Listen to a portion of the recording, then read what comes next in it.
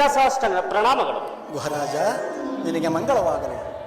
ನೀನು ಮತ್ತು ನಿನ್ನ ಪರಿವಾರದಲ್ಲೂ ಕುಶಲವೇ?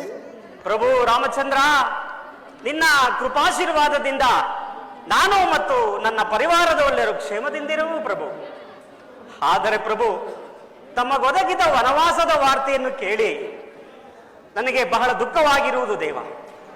ಇನ್ನು ತಮ್ಮ ಉಳಿದ ವನವಾಸದ ಅವಧಿಯನ್ನು ನನ್ನ ಈ ಶೃಂಗೇಬೇರಿಪುರದಲ್ಲಿ ಕಳೆದು ನಮ್ಮನ್ನು ಉದ್ಧಾರ ಮಾಡಬೇಕೆಂದು ಬೇಡಿಕೊಳ್ಳುವೆನು ದೇವ. ಗುಹರಾಜ, ನಾನು ಪಿತೃವಾಕ್ಯ ಪರಿಪಾಲನಾರ್ಥನಾಗಿ